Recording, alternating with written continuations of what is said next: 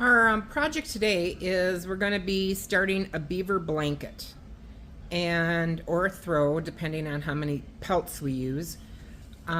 Characteristics of a beaver, they can be, small, medium, large, but they're kind of like shaped like a torpedo. They're narrow at the head, and then they get wide at the belly, and then they narrow again down to towards the tail. So the one in the back there is a little larger. This one is kind of a medium, smaller one. The hair from the face down to the rump, this is the center, and I've marked the center back of the skin on the leather side. So it's usually a little longer, a little bit more coarse, and on the back.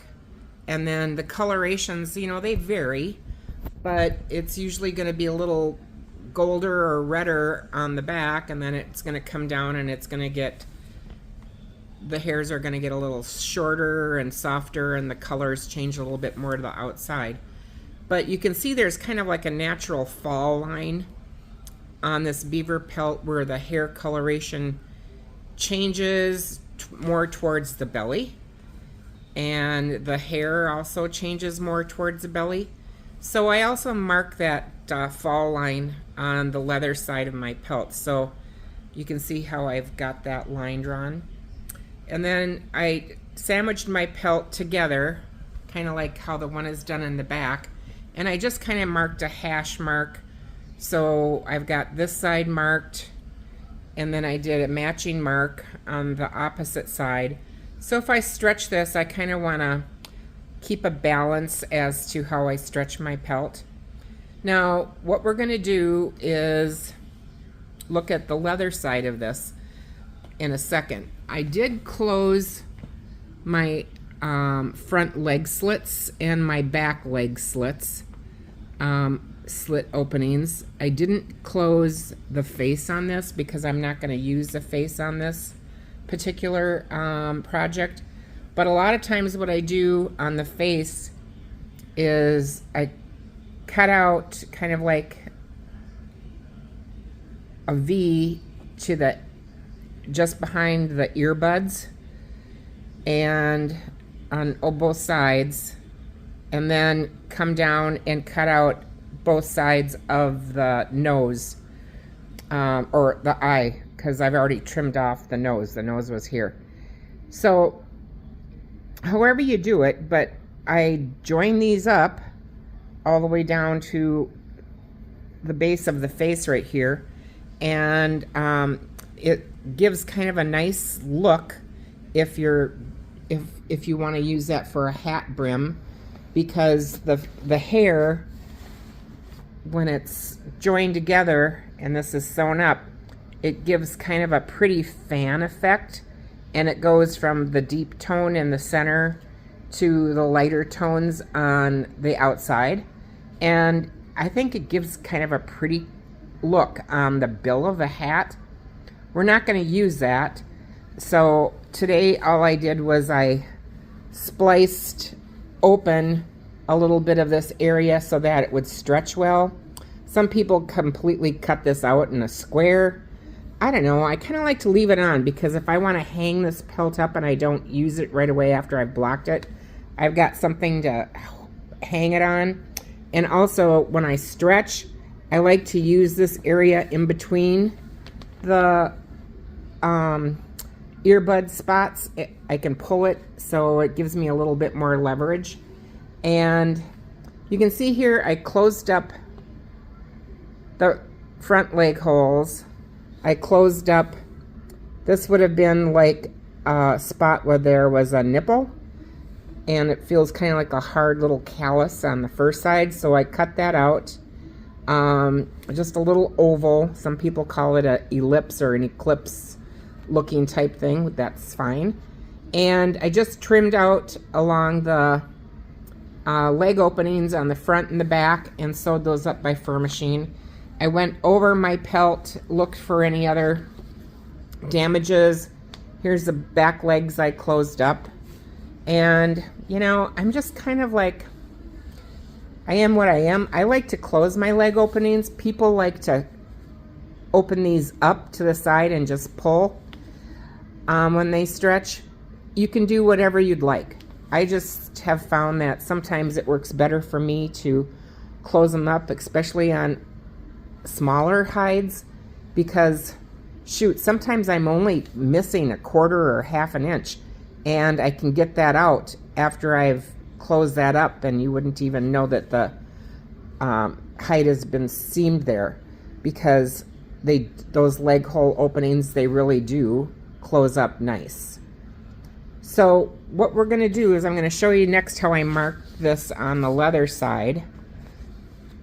So I came down from the center on this, and I could find my center real easily because of the hair differential, and it's, you know, the Beaver has a definite center back. So I marked that on the leather side, and I just kind of follow it all the way down by folding the hide back on itself and marking it. It looks kind of skewed, and you know, that happens because when somebody opens up a beaver skin and they're taking them off the carcass, they don't always slice that beaver exactly perfectly down the center of the belly when they do it. They try to get it close, but sometimes it's off a little bit. And then when it goes to the dressers, it's, you know, they just get what they get. They aren't going to trim the skin anymore to make it more even on one side than the other. But when you nail it, you're going to see that. The other thing I do after I've got my center back marked and my leg hole openings closed, I go over my skin for damages. And there was one here. I just simply cut it out. It wasn't real big, so I just edged it on both sides of the bad spot and just made a little bit longer slit and close that up. I've got one there that I need to do, and I've got another one right there that I need to do. If you have a larger hole or damaged area, what you can do is put in what is called a drop. A drop is where basically the hair on this pelt is going down. All right, I have the head up there and the tail is behind me and the hair is going down. So let's pretend that this is a spot that is pretty good size and we need to completely take that out. Well, if we sewed this up, it's just going to pucker and you're never going to get it flat. So what we do is we take this square out, and once that's removed, you're going to take and you're going to make a long slit from this side down, and you want to go at least 3 to 4 times the size of the opening that you've made. And after you've got that side cut, you're going to come down and you're going to come on this side and you're going to cut this out. So you've basically got this long cone shape piece. Now I marked the center on it, and I marked the center right here. So you're going to move this up and you're going to sew across the top first. You're going to sew this part right here at the top. This is completely gone. Next, what you're going to do is you're going to sew from the bottom up. I usually do this side, and you're going to sew just past the end stitch on that seam to lock that seam that you sewed across here. After you get that side done, what I like to do is take my knife, and I take my knife over the seam edge so it gets flattened out, and you just run your knife over the seam edge like this so it gets nice and flat. You don't have to overdo it, but you see what a difference that made in just lightly brushing that back of my knife over that seam. So you've got your first side sewn. Now you're going to sew this side. So the end point here, you're going to join up, and then you're going to come up and you're going to sew this side of the thing, of that piece. Sorry, I hit my button on my phone. So what's going to happen is this is going to be closed up together at the bottom, and then it's going to automatically close the rest of this slit up to that side. And once you brush this out on the first side, you won't even notice that what you've done. If it's a real large hole, what you can do is called a double drop, where you'd cut a piece out here, and let's say it's bigger, so you're going to cut a larger piece out like this. Now what you're going to do is you're going to mark, this is the center of that damaged area, and you're going to mark another wedge coming up here to the top. All right, so you're going to take this complete area out. You're going to mark the center of this, and you've got your center already here marked from the bottom one. You're going to cut this wedge out. You're going to cut this wedge out. You're going to join this and this together, those two pieces together, just like that. Then once they're joined together, you're going to match that seam right here on both of these sides, so it's centered. Then you close this side up all the way. You close this side up all the way. You close from here all the way to the bottom, and from here all the way like that. And you can get a pretty good size damage taken care of if you do a double drop. If it's a medium to small, you can do a single drop. A big one, you can do like that. And then of course, remember, you want to take your fur knife and smooth out your seams after you're done, and you'll have a good finished repair. So check your hair side, and you know, it's a lot easier to check it before it's been nailed out than to come back and fix it after it's been nailed, although you just have to probably re-nail that section one more time. So we're going to wet this skin and put it on and let it sit for a little bit, and I'll show you how we do that. So when you nail this, you're going to notice, and you can straighten your line out a little better once it's wet. So here is my center line. Here is that fall line I marked kind of loosely on each side of the skin. So it gives me a perspective as to, you know, how that beaver coloration changes on the fur side, and I've got it marked on the leather side. What we're going to do next is we're going to wet this skin. I use a wetting brush, which is nice size for my hand. This is, it's actually a natural bristle shoe shine brush, and it works nice. I'm using a small container. I have a mixture of water, and this is called Easy Leather. It's a leather softener. You mix it and with water. It's a concentrate. It lasts quite a long time. So I'm going to wet my skin with this.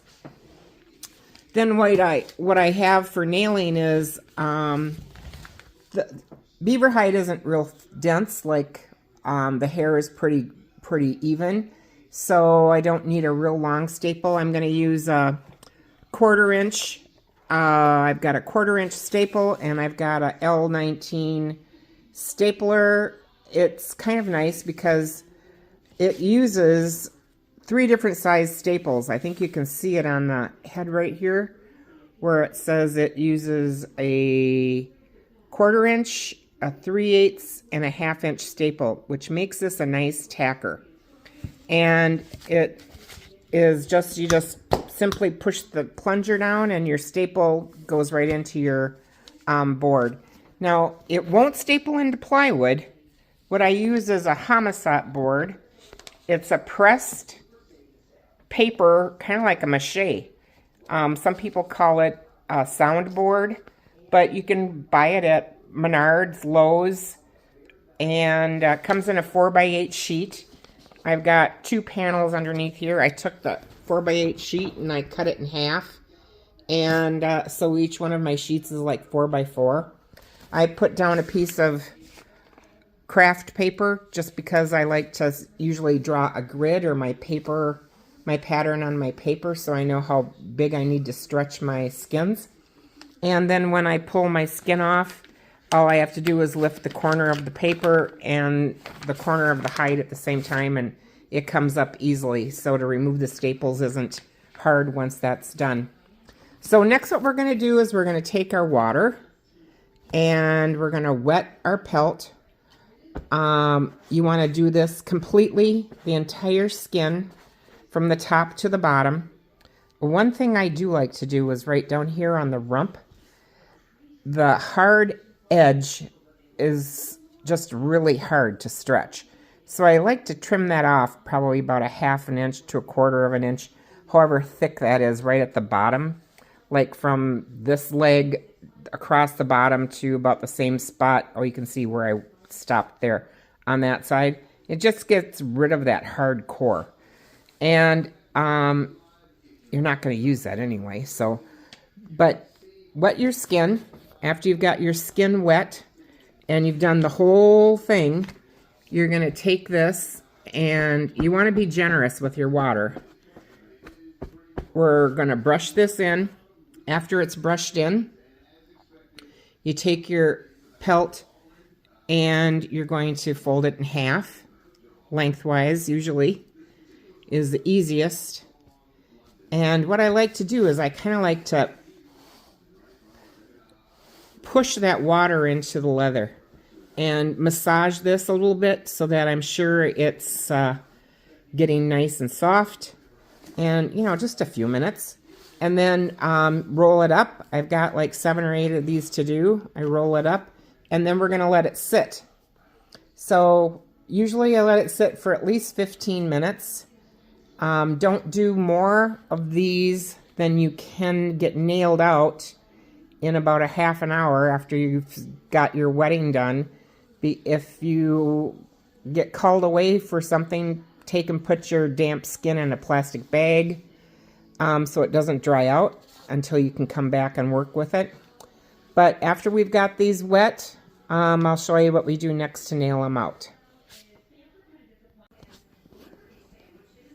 My beaver pelt, I opened it back up, and it sat for about 15-20 minutes. And I actually just re-moistened the beaver pelt just a little bit.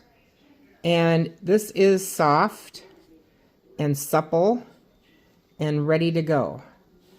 So what I like to do is I like to take this leg and go diagonally to the front leg, and I like to kind of like pull it, stretch it by hand diagonally. Then I come to this side and I do the same thing. I take this leg and the opposite leg up there, and I stretch it and diagonally and get it going. And then I go across and stretch it apart, and the same thing at the bottom, stretch it apart. So what I'm doing is I'm coaxing my leather to stretch before I actually put it on the board. So I'm going to do that, and then I'm going to come back and show you how I nail it down. So I hand stretch that in the directions that I was talking about. And then what you do is you start at the bottom of your pelt when you're going to nail. And you're going to pull out and up from this bottom as you go. And I usually do, I guess I'm a righty, I usually do the left side about 1/3 of the way up, and then I work my way to the right. Then I'll start across and do a couple rows across the top so I don't lose length. And so you just kind of work yourself around. Now if you find that you've got a little bit more one way than the other, you can always just raise your staple up and loosen it up and, you know, re-nail it. So you can see my center line after I wet this and stretched it, my center line is getting a little bit more centered. And I'll show this to you after I got it, you know, midway nailed down. So your stapler, you just take your stapler, and when you're stretching, you just pop your staple in. Pretty easy. So I have this side done, and I came up to the top, and now I'm doing this side, and you can see the stretch that I have. So you just want to, you know, pull it out, and then once you've got it, you just take your stapler and you nail it down. It's kind of hard for me to do with one hand, but you know, sometimes it'll stay in position for me long enough to be able to get this for you. So my hash marks, I don't know, they're not real even, are they? I think I need to take this side over here, loosen it, and pull it down a little bit. Because I do want that to be a little better. And other than that, I think I'm pretty good. So I'm going to open up a couple of these staples on this side right here. Pull that down so it's a little bit more even. And I'm kind of blocking for width. I don't want to pull this too tall because then it'll get narrower. I don't want to pull this too wide because then I won't get enough height. So it will stretch the way that you want it to stretch to a certain extent. You just have to make sure that when you're stretching that you, if I had a grid on the bottom of this board, which I kind of do, but if I had actually a grid on the bottom, then I'd know for sure what I needed to cover with my fur. And this is kind of where I'm just stretching these for size to begin with. And I just kind of know off the top of my head, I've done quite a few. So we're just, you know, doing this basically to get these stretched out. And once I got them stretched out, then I'm going to size them. And I'm not quite sure how I'm going to put this blanket together yet, but it should be okay. So I did loosen this side a little bit and got it more in proportion to the other side as far as where that hash mark kind of matched up. So I'm okay with that.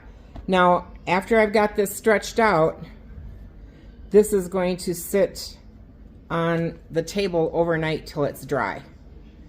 And once it's dry, you've got your choice of, you can take your pattern and you can lay, like say for instance, this was my pattern. You can take your pattern on your skin and then mark it out.